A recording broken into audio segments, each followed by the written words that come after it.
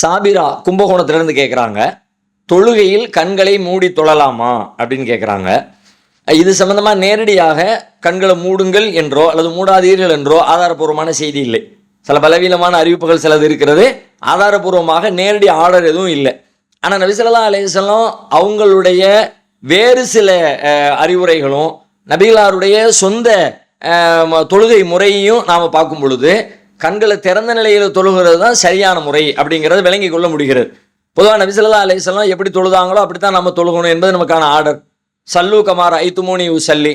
நபி ஸல்லல்லாஹு அலைஹி வஸல்லம் எப்படி தொழுதாங்கன்னு பார்க்கும் பொழுது அவங்க தொழுகை தக்பீர் கட்டினோட கண் மூடுற பழக்கம் அவங்களுக்கு இல்லைன்றதுக்கு நிறைய சான்றுகள் கிடைக்கிறது. உதாரணமாக ஒரு தடவை நபி ஸல்லல்லாஹு அலைஹி வஸல்லம் அவங்க தொழுகையை முடிக்கிறாங்க. தொழுது முடிச்ச பிறகு அவங்க போட்டிருந்த சட்டையை கலட்டி ஒருத்தட்ட கொடுத்து, இதை கொண்டு போய் இன்னார்கிட்ட கொடுத்து எனக்கு வேற சட்டை வாங்கிட்டு வாங்க அப்படிங்கிறாங்க. அதுக்கு காரணம் சொல்லும்போது என்ன சொன்னாங்கன்னா, இந்த ஆடையில் இருக்கிற டிசைன் அது என்னுடைய தொழுகையில் எனக்கு கவனச்சிதறலை உண்டாக்கிடுச்சு அப்படிங்கிறாங்க. அப்போ நபி ஸல்லல்லாஹு அலைஹி வஸல்லம் அவங்களுடைய ஆடை, அதில் இருந்த அலங்காரம், அதில் இருக்கிற டிசைன் நபி அவர்களுடைய கவனத்தை திசை திருப்புதுன்னா, கண்களை மூடி இருந்தால் திசை திருப்ப இருக்காது தானே. கண்களை திறந்திருக்கும் போது தானே அது பார்வை போகுது, பார்வை போனோன்னு கவனம் வேற எங்கேயோ போகுது, அதை பார்த்துட்டு என்பது நபி அவர்கள் கண்களை திறந்திருக்கிறாங்க என்பதை நாம் புரிந்து கொள்ள முடிகிறது. அது மட்டும் இல்லாமல் ரசூலுல்லாஹ் ஒரு ஆர்டர் போடுறாங்க. அபூ ஹுரைரா ரலியல்லாஹு அன்ஹு அவங்க செய்தியை சொல்கிறாங்க, அன்ன நபி ஸல்லல்லாஹு அலைஹி வஸல்லம் அமர பி கத்லில் அஸ்வதைனி ஃபி ஸலா. தொழுகையில் இருந்தால் கூட நீங்கள் ஒரு 2 விலங்குகளை கண்டீங்கன்னா கொன்றுங்கன்ற ரசூலுல்லாஹ் ஆர்டர் போட்டாங்க. அது என்ன 2 விலங்குனா, அல் ஹய்யத்து வல் அக்ரபு. இந்த தேளு, பாம்பு, இந்த மாதிரியான மனிதர்களுக்கு பெரும் தீங்கு விளைவிக்கக்கூடிய பிராணிகளை நீங்கள் கண்டா நீங்கள் தொழுகையில் இருந்தால் கூட தொழுகை விட்டுட்டு போய் அடிக்கணும்னு ரசூலுல்லாஹ் ஆர்டர் போட்டிருக்கிறாங்க. இப்போ நாம் கண்களை மூடி தொழுவதாக இருந்தால் இந்த ஆர்டர் எப்படி சாத்தியம்? தேவையே படாத, பயன்படாத. கண்ணை மூடிட்டு அது போகுது, எப்படி நமக்கு தெரிஞ்சுக்க முடியும்? அப்படி முன்னாடி போய்கிட்டு இருக்குது. அப்போ கண்களை திறந்திருக்கணும். கண்கள் திறந்த நிலையில் தொழுவதுதான் நபிகளாருடைய வழிமுறையாக இருந்துச்சு. அதை தான் ரசூலுல்லாஹ் விரும்புகிறாங்க, அதை தான் நமக்கு போதிக்கிறாங்க என்பதை இந்த செய்தியிலிருந்து நம்மால் புரிந்து கொள்ள முடிகிறது.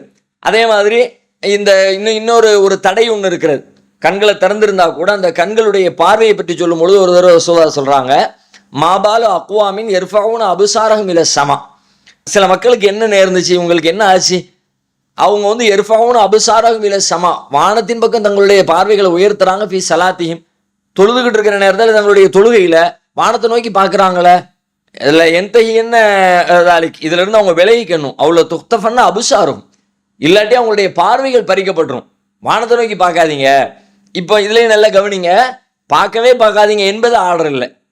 அது பார்க்கக்கூடாது அப்படின்னு ஒரேடியாக கண்ணை மூடு என்று தீர்வும் சொல்லலை. வானத்தை நோக்கி பார்க்காதீங்க, மேல் நோக்கி பார்க்கறதுக்கு இவ்வளோ தூரத்துக்கு பார்க்கலாம். இது தாண்டி இப்படி தலை மேலே தூக்கி பார்க்கறதுக்கு தொழுகிறவர்கள் பார்க்கக்கூடாது. அப்போ கீழே பாருங்க, மற்ற இடத்துல பாருங்க என்று பார்க்கலாம் என்கிற கருத்து இந்த செய்திக்குள்ள இருந்தும் நமக்கு கிடைக்கிறது. இந்த போர்க்கால சட்டம்லாம் குர்ஆன்ல சொல்லப்பட்டிருக்கிறது தானே. போர்க்களத்தில் நீங்கள் எப்படி தொழுகணும், உங்களோட இந்த தூதர் இருந்தாருன்னா அப்போ நீங்கள் ஒரு டீம் வாங்க, ரசூலுல்லாவோட தொழுவுங்க, 1 ரக்காத்து தொழுவுங்க. 1 ரக்காத்து தொழுது முடிச்ச உடனே உங்களுடைய ஆயுதங்களை வல்யகுது அஸ்லிஹத்தஹும், உங்களுடைய ஆயுதங்கள் எல்லாத்தையும் ரெடியாக வச்சுக்கிட்டே தொழுவுங்க. நீங்கள் சஜதா செஞ்சவொடனே எந்திரிச்சு போயிருங்க. உடனே அடுத்த டீம் ரசூலுல்லாஹ்விடத்துல அவங்க 2வது ரக்காத்தில் ஜாயின் பண்ணி கொள்ளட்டும். இப்போ நீங்கள் சொல்லிட்டு ரொம்ப கவனமாக இருங்க, விழிப்போடு இருங்க என்றெல்லாம் அல்லாஹ் சொல்கிறான். அப்போ போர்க்களத்தில் தொழுகிற தொழுகையை பற்றி சொல்லும்போது ஆயுதத்தை எடுத்துக்கிட்டு கவனமாக விழிப்புணர்வோடும் இருக்கிறதுங்கிறது, தொழுகையில் கவனம் என்பதும் தேவை. ஆனால் ஆயுதத்தோடு கூடிய கவனம், விழிப்புணர்வுங்கிறது எதை காட்டும்? கவனிச்சுக்கிட்டே பக்கத்தில் வந்துட்டானா, யாரும் அட்டாக் பண்ணுறானா, அந்த கவனமும் இந்த தொழுகையில் சேர்ந்த நிலையில், 2 இணைந்த நிலையில் உங்களுடைய போர்க்கள தொழுகையை நீங்கள் அமைத்துக் கொள்ளுங்கள் என்று அல்லாஹ் சொல்கிறான். அப்போ அதுவும் நம்முடைய கண் பார்வை திறந்திருக்கிற நிலையில் இருக்கணும் என்பதற்கான சான்றாக இருக்கிறது. நபி ஸல்லல்லாஹு அலைஹி வஸல்லம் மரணம் அடைகிறதுக்கு முன்னாடி அவங்க அபூபக்கர் சித்திக் ரலியல்லாஹு அன்ஹு தொழுகை நடத்திக்கிட்டு இருக்கிறாங்க. கடைசியாக ரசூல் ஸல்லல்லாஹு அலைஹி வஸல்லம் வீட்டில் இருந்து வர முடியலைன்னு வீட்டில் இருந்துட்டாங்க. அப்புறம் ரசூலுல்லாஹ் வரமாட்டாங்கன்னு நினச்சிக்கிட்டு அவங்க தொலை வைக்கிறாங்க. ஆனால் ரசூலுல்லாஹ் கொஞ்சம் அப்படியே கால்களை எடுத்து வச்சு வீட்டுக்குள்ளே இருந்து அந்த திரையை விலக்கி பார்க்குறாங்க. ரசூலுல்லாஹ் பார்க்குறத அபூபக்கர் சித்திக் பார்த்துடுறாங்க. பார்த்த உடனே அல்லாஹ்வுடைய தூதர் வந்துட்டாங்களே, அவங்க தொலை வைக்கிட்டு நம்ம பின்னாடி போயிடலான்னு இவங்க பின்னாடி போகிறதுக்கு ட்ரை பண்ணுறாங்க. ரசூல் ஸல்லல்லாஹு அலைஹி வஸல்லம் சைகை பண்ணி அவங்க இடத்துல நிற்க சொல்லி நீங்கள் தொலை வைங்கன்னு சொல்லி கண்டினியூ பண்ணுங்கன்ட்டு போயிட்டாங்க. இப்போ அபூபக்கர் சித்திக் ரசூலுல்லாஹ்வை பார்க்குறாங்க. நம்ம கண்கள் திறந்திருக்கிறதுங்கிற அதுவும் காட்டுகிறது, அபூபக்கர் அவர்களுடைய செயலும் காட்டுகிறது. நபி அவர்கள் அவங்களுக்கு சைகை காட்டுறாங்க. அப்போ அவங்க கண்ணை திறந்திருக்கிறாங்க, அவங்க பார்ப்பாங்க, புரிவாங்க, அதன்படி நம்முடைய ஆர்டரை செயல்படுத்துவாங்க என்கிற செய்தி அதுக்குள்ளே இருக்கிறது தானே. அப்போ கண்ணை திறக்கிறது தவறாக இருந்திருந்தா இப்போ ரசூலுல்லாஹ் எப்படி அந்த ஆர்டரை போட்டிருப்பாங்க, இப்போ கண்ணை திறந்துக்கிட்டு இருக்கிறீங்கன்னு சொல்லியிருப்பாங்க தானே. அதையெல்லாம் சொல்லலை என்பதையெல்லாம் வச்சு பார்க்கும் பொழுது பொதுவாக ஓவராலாக தொழுகை முறையில் நாம் கண்களை திறந்த நிலையில் தொழுவதுதான் சரியான முறை. அதுதான் நபிகளாரிடமிருந்து நாம் பெற்றிருக்கிற வழிமுறை என்பதை புரிந்து கொள்ள முடிகிறது.